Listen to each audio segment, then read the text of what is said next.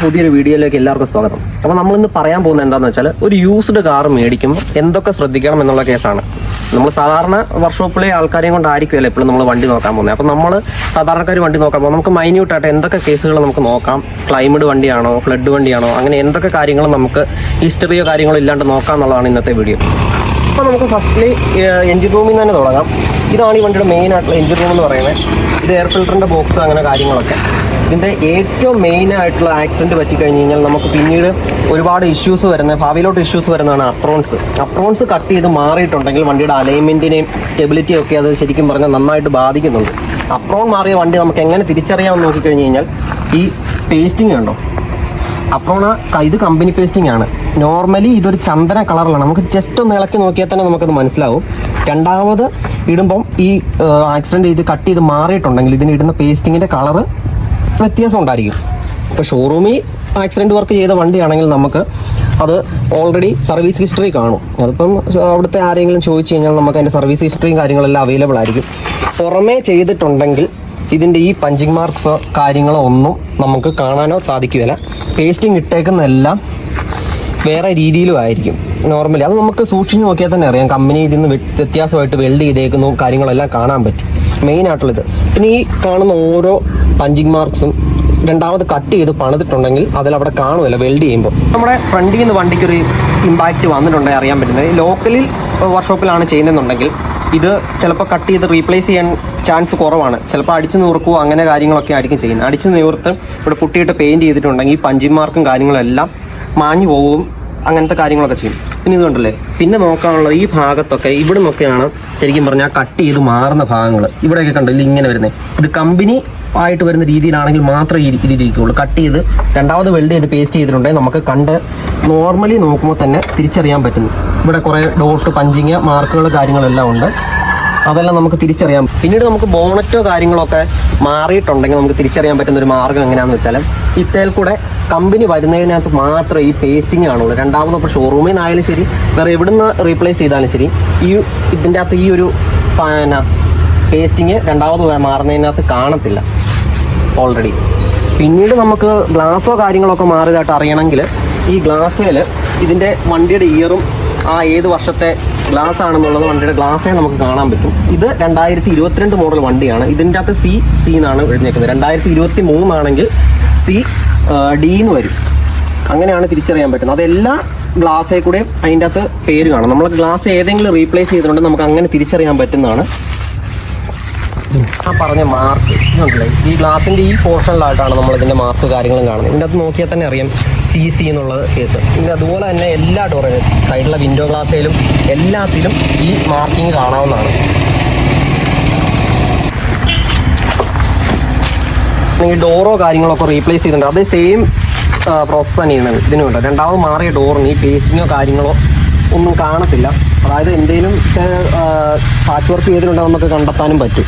അതുപോലെ തന്നെ ഈ ഒരു പോർഷൻ കണ്ടോ, ഈ പോർഷൻ്റെ ബീഡിങ് ജസ്റ്റ് ചുമ്മാ ഒന്ന് പൊളിച്ച് നോക്കിയാൽ തന്നെ നമുക്കറിയാം ഈ ഭാഗത്തിൻ്റെ വണ്ടിക്ക് എന്തെങ്കിലും ഇടിയോ കാര്യങ്ങളോ വല്ലതും കിട്ടിയിട്ടുണ്ടോ അങ്ങനെ എന്തെങ്കിലുമൊക്കെ കണ്ടില്ലേ. ഇത് കമ്പനി പഞ്ചിങ് മാർക്കുകളാണ്. ഈ ഇപ്പോൾ റൂഫിന് എന്തെങ്കിലും വണ്ടി തലകുത്തി മറിയോ വല്ലതും ചെയ്തിട്ടാണെങ്കിൽ റൂഫ് കട്ട് ചെയ്ത് മാറുന്ന ഈ ഒരു പോർഷൻ കൊണ്ടാണ് കട്ട് ചെയ്ത് മാറുന്നത്. കട്ട് ചെയ്ത് മാറിക്കഴിയുമ്പോൾ ഇത്രയും ഒരു പോർഷൻ കട്ട് ചെയ്യുമ്പോൾ ഇവിടുത്തെ പഞ്ചിങ് മാർക്കും കാര്യങ്ങളെല്ലാം അത് തന്നെ പേസ്റ്റിങ്ങിൻ്റെ കൂടെ മങ്ങിപ്പോവാനാണ് പതിവ്. അതുപോലെ തന്നെ ഈ പോർഷനിൽ ഇതുപോലെ തന്നെ എല്ലാ ഡോറിൻ്റെയും ബീഡിങ് ഈ താഴെ വരെ നമ്മൾ ജസ്റ്റ് തുറന്ന് നോക്കാം. പിന്നെ ആരുടെങ്കിലും വണ്ടി ആരെയും ഹർട്ട് ചെയ്യാതെ ചെയ്യണം എന്നേ ഉള്ളൂ. ഇത് കണ്ടില്ലേ, ഈ പഞ്ചിങ് മാർക്കുകളെല്ലാം നമുക്ക് അതുപോലെ തന്നെ കാണാം. എവിടെ നിന്ന് ഏതെങ്കിലും പോർഷൻ കട്ട് ചെയ്ത് മാറിയിട്ടുണ്ടെങ്കിൽ ഈ പഞ്ചിങ് മാർക്ക് മാറിയിട്ട് അവിടെ പേസ്റ്റിങ് ആയിരിക്കും ഉണ്ടായിരിക്കുന്നത്. ബാക്കിൽ ഈ പോർഷനിലോട്ട് വന്നാൽ ഇതേ സെയിം തന്നെ ഡോറിന് ഡിക്കി ഡോർ മാറിയിട്ടുണ്ടെങ്കിൽ നമുക്ക് അറിയാൻ പറ്റുന്ന ഇതേ സെയിം പേസ്റ്റിങ്ങിൻ്റെ കേസ്. ഇതൊക്കെ കമ്പനി സർവീസിൽ ആണെങ്കിലും നോർമൽ ആണെങ്കിലും നമുക്ക് ഈ പേസ്റ്റിങ് കാണത്തില്ല. ഡോറ് റീപ്ലേസ് ചെയ്യുന്നുണ്ട്. പിന്നെ ഗ്ലാസിൻ്റെ കേസ് ഓൾറെഡി പറഞ്ഞിട്ടുണ്ടല്ലോ, ഗ്ലാസ് ഇതുപോലെ തന്നെ മാറിയിട്ടുണ്ട്, നമുക്ക് തിരിച്ചറിയാൻ പറ്റും. അപ്പോൾ ഗ്ലാസ് ഇപ്പോൾ ആക്സിഡൻറ്റ് കേസിൽ മാത്രമായിരിക്കുമല്ല പൊട്ടിപ്പോകുന്നത്. ഇനി തേങ്ങ വീണോ അങ്ങനെ എന്തെങ്കിലും കേസിലായാലും ഗ്ലാസ് പൊട്ടിപ്പോവാം.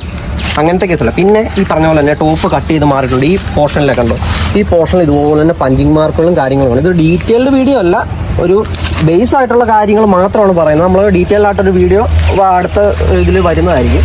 അതുപോലെ തന്നെ ഈ പോർഷനിലെല്ലാം കട്ട് ചെയ്ത് മാറിയിട്ടുണ്ടെങ്കിൽ ഈ പഞ്ചിങ്ങോ കാര്യങ്ങളോ ഒന്നും കാണത്തില്ല. പിന്നെ ചെറിയ തട്ടുമുട്ടും എല്ലാ വണ്ടിക്കും കാണാം. ഇന്നത്തെ മെയിനായിട്ട് കേസ് എന്ന് പറഞ്ഞു കഴിഞ്ഞാൽ ആക്സിഡന്റ് ഇല്ലാത്ത വണ്ടിയാണെന്ന് പറഞ്ഞ് വിൽക്കുമ്പോഴാണ് ഇതിന്റെ പ്രശ്നം. ആക്സിഡന്റ് ഉണ്ടോ കാര്യങ്ങൾ എന്തൊക്കെയാണെന്ന് പറയുകയാണെങ്കിൽ നോർമലി കുഴപ്പമില്ല. ചിലരത് മറച്ചു വെച്ച്, എല്ലാവരും അല്ല, ചിലരത് മറച്ചു വെച്ച് വിൽക്കുമ്പോഴാണ് പ്രശ്നങ്ങളും കാര്യങ്ങളൊക്കെ വരുന്നത്.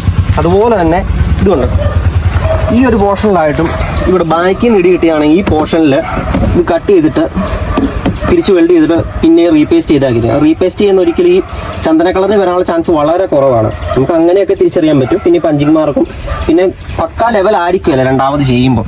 ഷോറൂമിൽ ചെയ്യുമ്പോൾ ലെവൽ ആയിരിക്കും, എന്നാലും നമുക്ക് തിരിച്ചറിയാൻ പറ്റും ഒരു പരിധി വരെ.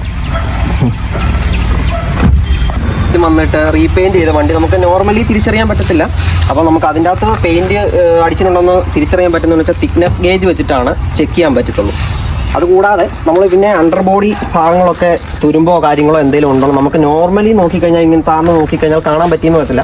അപ്പം പെട്ടെന്ന് ചെയ്യാൻ അടുത്ത വർക്ക്ഷോപ്പോ കാര്യങ്ങളോ ഒന്നും ഇല്ല എന്നുണ്ടെങ്കിൽ നമ്മൾ അടിയിൽ ഫോണിൻ്റെ ക്യാമറ ഓണാക്കി വെച്ച് അടിയിൽ കൂടെ നോക്കി നമുക്ക് നോർമലി കണ്ടെത്താൻ സാധിക്കും. ഡീറ്റെയിൽ ആയിട്ട് ചെക്കപ്പ് നടത്തണേ നമ്മൾ ഓൾറെഡി എവിടെയെങ്കിലും വർക്ക്ഷോപ്പുകളിൽ തന്നെ കൊണ്ടുപോകേണ്ടി വരും. ചെയ്യാൻ അടുത്ത വർക്ക്ഷോപ്പോ കാര്യങ്ങളോ ഒന്നും ഇല്ല എന്നുണ്ടെങ്കിൽ നമ്മൾ അടിയിൽ ഫോണിൻ്റെ ക്യാമറ ഓണാക്കി വെച്ച് അടിയിൽ കൂടെ നോക്കി നമുക്ക് നോർമലി കണ്ടെത്താൻ സാധിക്കും. ഡീറ്റെയിൽ ആയിട്ട് ചെക്കപ്പ് നടത്തണേ നമ്മൾ ഓൾറെഡി എവിടെയെങ്കിലും വർക്ക്ഷോപ്പുകളിൽ തന്നെ കൊണ്ടുപോകേണ്ടി വരും. പിന്നീട് നമുക്ക് നോക്കാനുള്ള എഞ്ചിൻ ഭാഗം ക്ലിയർ ആണെന്നുള്ളത്. നോർമലി എഞ്ചിന് എന്തെങ്കിലും സ്റ്റാർട്ടിങ്ങിൽ തന്നെ കിടക്കുമ്പോൾ നമുക്കറിയാം എന്തെങ്കിലും സൗണ്ടിന് വേരിയേഷനോ കാര്യങ്ങളോ ഉണ്ടോ എന്ന്. പിന്നെ വണ്ടി സ്റ്റാർട്ടിങ്ങിൽ തന്നെ ഇട്ടിട്ട് ഈ ഓയിലിൻ്റെ ചെക്ക് ചെയ്യുന്ന ഈ ഗേജ് തുറന്ന് നോക്കി അതിലെ ഓയിൽ തെറിക്കുന്നുണ്ടോ എന്ന് നോക്കാം. എന്തെങ്കിലും എഞ്ചിൻ്റെ എന്തെങ്കിലും കംപ്ലൈൻറ്റോ കാര്യങ്ങളോ ഉണ്ടെങ്കിൽ ഇതിലെ അല്ലെങ്കിൽ ഓയിൽ ഒഴിക്കുന്ന ഈ പോർഷനിൽ കൂടെ ഓയിൽ മേളിലോട്ട് നല്ല ശക്തിയായിട്ട് തെറിക്കും വണ്ടിയുടെ. നോർമലി നമുക്ക് ഇങ്ങനെ നോക്കാം. പിന്നീട് നോക്കാനുള്ളതെന്ന് പറഞ്ഞാൽ ഇൻറ്റീരിയറിലോട്ട് വന്നിട്ട് വണ്ടി കയറി ഇരുന്നിട്ട് ആക്സിലേറ്റർ പതുക്കെ ചവിട്ടി റേസ് ചെയ്ത് നോക്കിക്കഴിഞ്ഞാൽ തന്നെ സൗണ്ടിന് എന്തെങ്കിലും മാറ്റം ഉണ്ടെങ്കിലോ കാര്യങ്ങളോ ഒക്കെ അറിയാം. പിന്നെ സ്റ്റാർട്ടിങ്ങിൽ തന്നെ ഇട്ടിട്ട് AC കാര്യങ്ങളെല്ലാം വർക്ക് ചെയ്തിട്ട് കൂളിങ്ങോ കാര്യങ്ങളോ ഒക്കെ ഓക്കെ ആണോ എന്നുള്ള കേസും നമുക്ക് നോക്കാൻ പറ്റും. ലാസ്റ്റത്തെ സ്റ്റേജ് എന്ന് പറഞ്ഞാൽ തന്നെ നമ്മൾ വണ്ടി ഓടിച്ച് നോക്കുക എന്നുള്ളതാണ്. വണ്ടിയുടെ സസ്പെൻഷൻ ഭാഗമോ അങ്ങനെ എന്തെങ്കിലും കംപ്ലൈൻറ്റോ കാര്യങ്ങളോ ഉണ്ടോ എന്ന് അറിയാൻ വേണ്ടി ഞാൻ ചെറിയൊരു കട്ടറിൽ തന്നെ ചാടുമ്പോൾ തന്നെ നമുക്കറിയാം വണ്ടിയുടെ സസ്പെൻഷനോ കാര്യങ്ങളോ ഫ്രണ്ടിലും ബാക്കിലും എന്തെങ്കിലും കുഴപ്പമുണ്ടോ അങ്ങനത്തെ കാര്യങ്ങളൊക്കെ അറിയാൻ തന്നെ സാധിക്കും നമുക്ക്. പിന്നീടത്തുള്ള കേസ് എന്ന് പറഞ്ഞാൽ നോർമലി സ്ട്രെയിറ്റ് നമ്മൾ പോകുമ്പോൾ സ്റ്റിയറിംഗ് ജസ്റ്റ് ഒന്ന് വിട്ട് നോക്കിക്കഴിഞ്ഞാൽ വണ്ടി ഏതെങ്കിലും സൈഡിലോട്ട് വലിക്കുന്നുണ്ടോ അങ്ങനെയുള്ള കാര്യങ്ങളെല്ലാം നമുക്ക് തിരിച്ചറിയാൻ പറ്റുന്ന